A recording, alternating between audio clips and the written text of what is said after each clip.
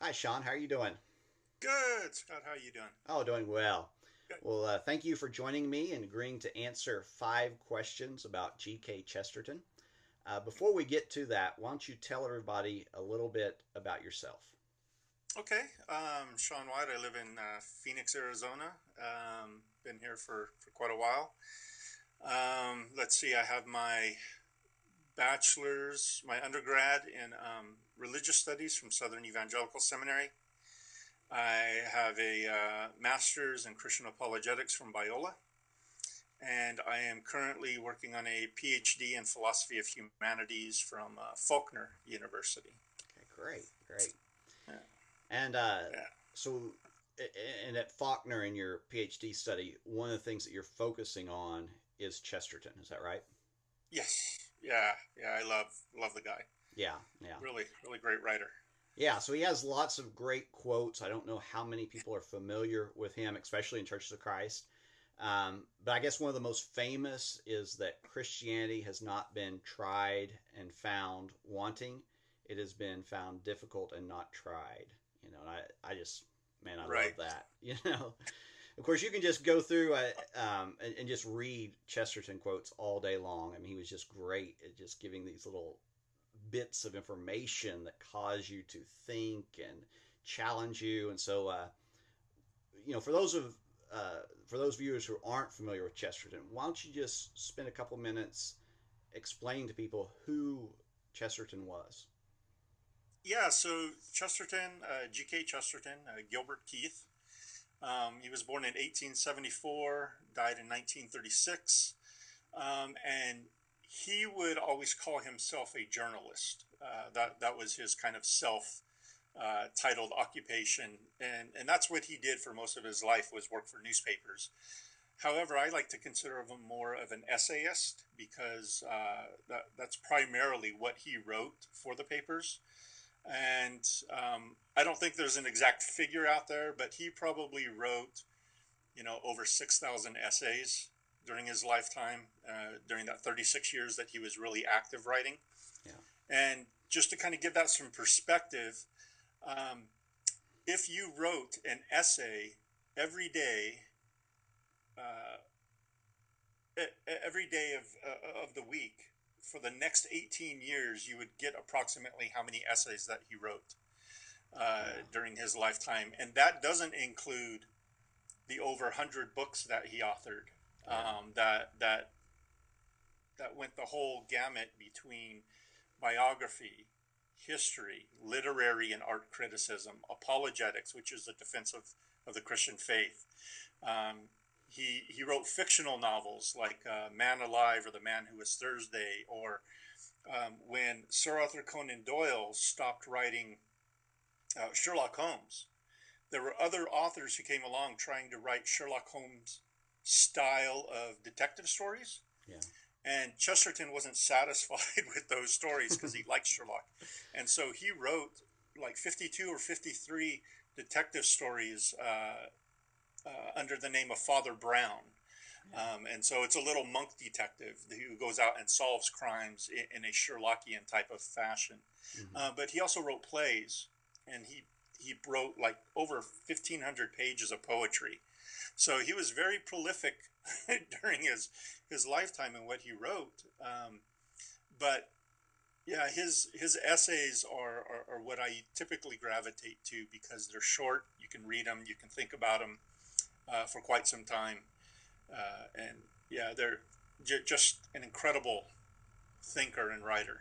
Yeah, yeah. And what amazes me is just like, and you touched on this a little bit, but on almost every subject, you Oh know, yeah, and yeah, and I'll get to that here in uh, a little while. I think that of why yeah, he thought you should write on everything. yeah.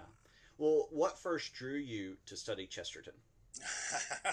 C.S. Lewis was my gateway into Chesterton. Yeah, me too. Yeah, I began reading Lewis's apologetics works Hmm. early in the 2000s, and Mere Christianity, The Abolition of Man, a lot of his essays.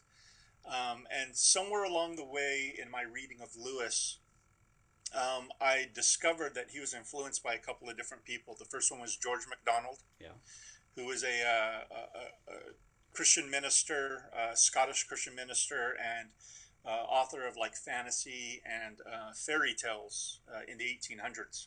Yeah. And he was also someone who was a mentor to Lewis Carroll during that time. And then a second person that Lewis mentioned being influenced by was G.K. Chesterton.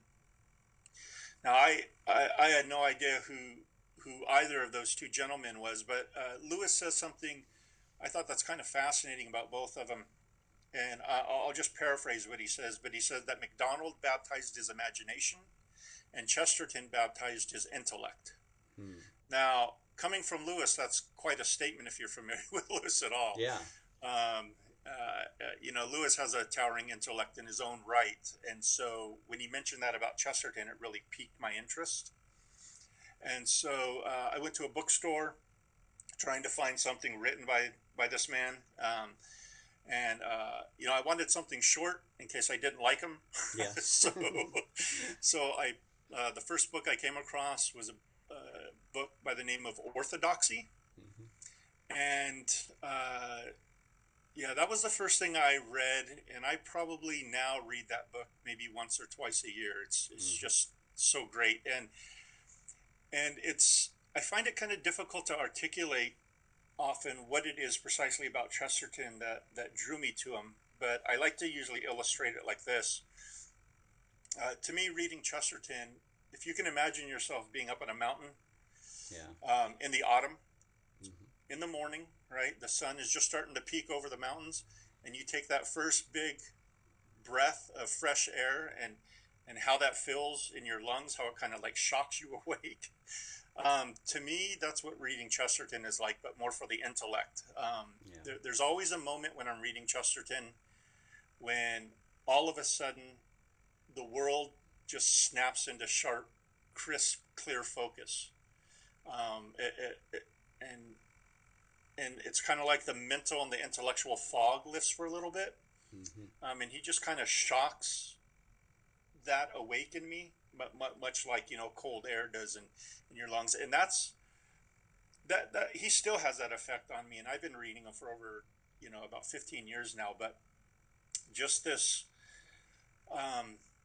it's what drew me to him at first, and it's what still draws me to him. There's just something about his writing where he really gets you to see the world in a completely new way. Yes. Yeah, my introduction was Orthodoxy as well, and I remember beginning to read that book, and you just kind of have to get used to the style, Yeah.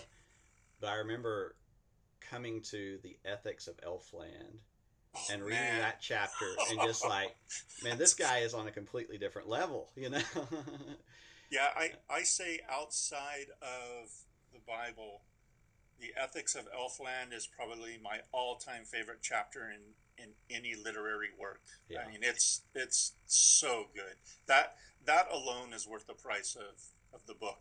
Yes, yeah. It's great. Well, kind of going along with that, why should people be reading Chesterton?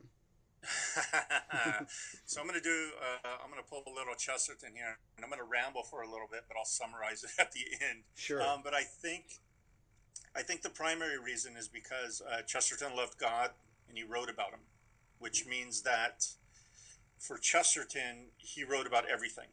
Yeah. So he wrote on nearly every topic imaginable. At the beginning of his journalism career, Chesterton waged a public debate in the papers with a gentleman by the name of Mr. Blatchford. And Blatchford was a skeptic, and he was an anti-Christian, and he decided to pick a verbal fight against young Chesterton. And Chesterton was probably like in his mid to late 20s around this time.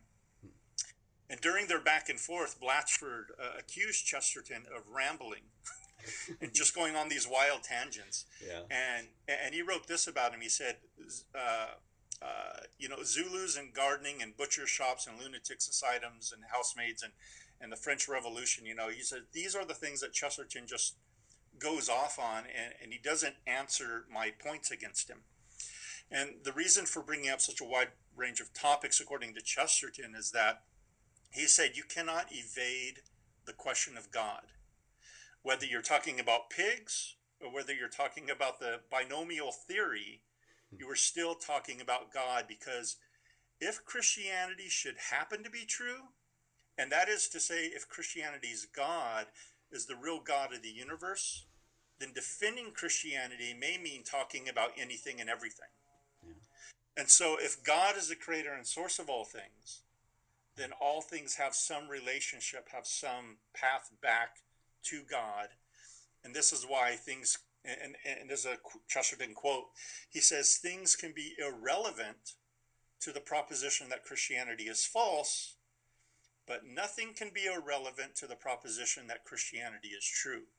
Yeah. So what does he mean by that? Well, if Christianity is false, then there's no overarching truth that holds all things together, right? But if Christianity is true, then there's this overarching truth that serves as a backdrop for everything else, and then everything relates to that truth in some shape or form. And so, Chesterton writing about Zulus or gardening or any number of topics, for him, he was talking about God. And I think he uses a really good illustration in talking to Blatchford here, and he relates it to art. He compares Blatchford's way of thinking as the flatness of a painting. He says, whereas in contrast, Chesterton compares Christianity with a statue, and he writes this, and this is a quote: Christianity is so generally and solidly true that Chesterton does not care at what end one takes hold of it by, or what path one approaches it, or how one turns it upside down or inside out. Christianity is not a flat picture. It is a solid statue that can be seen from all points of the compass. And so for him, it's this three-dimensional shape that you can come at from any angle and arrive at truth. And really, I think what Chesterton's concern was with Blatchford and with us was that Blatchford lacked the ability to see the world as it really is. And the only way to really see the world as it really is through a Christian lens. He said this about Blatchford, that in his bewilderment, well, I'll just skip that, but so, because I'm going on kind of about this, let me summarize it this way, and I can do it in about a sentence. Why should people read Chesterton? It's because Chesterton helps us see the world as it is, and in doing so, he helps us see that all things reflect God, and that all things connect back to God. Yeah. And I think that's probably the bottom line with him. Yeah. And that's a great segue into the next question I want to ask you. So we live in an interesting time, what Charles Taylor describes as a secular age. Yeah. How does Chesterton speak to the age in which we live? Yeah, this is a great question because, Chesterton lived and wrote roughly over 100 years ago, right? And so, was he just talking to his culture and his time and so it can only address the issues that were going on there and not our issues? But I think that Chesterton's voice is still a powerful corrective even in our time, because I think what Chesterton wrote about was truth, and that's truth with a capital T. Yeah. And truth is always relevant to any age.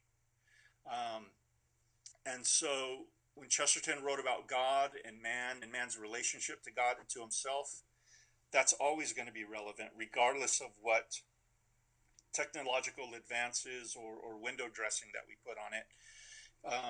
It's the internals of humanity that count, not so much the externals, right? It's the human nature that really doesn't change because it's a fixed and solid thing. And I think that's what Chesterton was getting at. And I have one example of that, and I can give like 100 of these, because you mentioned quotes earlier on, right? I mean, you can't go a page without, finding a good Chesterton quote. And I actually have like 4 volumes of books of just nothing but quotes from the guy. Yeah. But this one quote I thought I would bring up because I think it's pertinent. And the quote is, "What embitters the world is not excess of criticism, but an absence of self-criticism." Right? Yeah. So what embitters the world is not an excess of criticism, but an absence of criticism. Well, that was true of Chesterton's day, but I think it's also true of our day, right? I think it's very true. Yeah. Excess of criticism, I mean, that's all you hear. Yes. Yeah. Right? But we don't often hear people being critical, right? And to me, this reminds me of like Matthew 7, 1 through 5, right? We want to be careful not going around judging other people if we've got a log in our eye, right? We don't want to be hypocritical about it. Yeah. Um, and and so I think he's very apt for today because he's writing about truth, and truth is eternal and it's always relevant, and so he won't go out of fashion. Yeah. Yeah. Well, I think that you and I would both agree that there's probably no one in the world like Chesterton. You have people who are close, maybe like Lewis. Yeah. Um, but is there someone alive today who is doing similar work to Chesterton? Yeah, I think so. Obviously, not like you said, not identical to what Chesterton does, but I do think that they embody some of his characteristics. Yeah. One of them would be a Peter Kraft, Yeah. who is a Christian philosopher.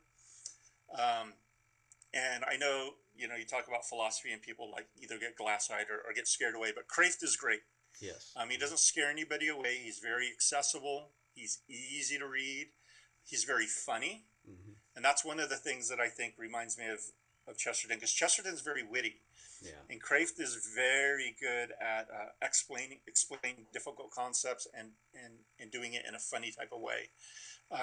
Someone else that I really admire that kind of embodies some of Chesterton's thinking and also has written a bit about Chesterton is James Shaw. He's another philosopher. He's not as well known as Kraft, but he's definitely well worth the read. And he reminds me a lot of Chesterton, especially along the idea of wanting to get people to see the world as it really is. That's kind of his underlying theme when he writes a lot. And then the third person I would mention, and I'd be remiss if I failed to mention this person, is Del Ahlquist. Del is the president of the American Chesterton Society here in the U.S., and he's written a bunch of stuff on Chesterton, and he's also got this kind of wit and joy and style to his writing that I find in Chesterton. I think when you read Chesterton a lot, you really can't avoid soaking some of that up and it kind of overspilling in some of the work that you do. So Yeah. So I can see why he influences those guys in those ways. Sure. Well, if I can slip in a sixth question very quickly, Oh, and I think might know what your answer would be, but if someone is watching this and they've never heard of Chesterton before, and they want to begin, where do you start? What work would you recommend? It's really going to depend on what you're interested in. If you like fiction, then I would say the Father Brown stories are probably a good place to begin. They're really great. They're easy to read. Like I said, he wrote about 53 of them. They probably take like 20, 30 minutes to read or so. And so you can read one a week and be done in a year through the whole collection. If you're more heavy into like the theology and the philosophy and stuff, I would recommend Orthodoxy is a great book to begin, or maybe even The Everlasting Man, which was his take on history as an answer to H.G. Wells's take, because H.G. Wells took a very Darwinian type of look at it, and Chesterton responded with The Everlasting Man. If you don't want to take a super deep dive, but you still want to get a sense of Chesterton, I would start with one of his collections of essays, because they're short. They're usually like 3 to 5 pages long, and you can read it. You can really give you some time to think about it and chew on it and stuff. And there's different collections out there, but one that I would recommend would be Tremendous Trifles. Mm-hmm. That's got probably, I forget how many essays in it, maybe like 30 something essays. Yeah. And it's they're, like I said, they're quick to go through, but it gives you a lot to chew on each one, and you can sit and marinate over them for some time. So yeah, I've been blessed by some of those essay books. Just kind of keep one on the nightstand and just read an essay before you go to bed, and there you go. Yeah. Have sweet dreams. Yeah. Well, it'll keep you up. Yeah. Keep you thinking at least. Well, thank you so much, Shawn, for joining me and answering the 5/6 questions on Chesterton. And I've been blessed by this, and I hope that others will be blessed by this. And I really hope that it will encourage more people to read Chesterton, and I think that they'll be amazed at what they find and how relevant it is to the times in which we live. Yeah, it's crazy. There's some of the things that he writes that you see the news today, and then you read something that he's written, and it's like he's writing it in response to what's going on today. I mean, it's like he's still writing today. It's crazy. Yeah. Well, thanks again, Shawn, and look for Thank you. another video next week.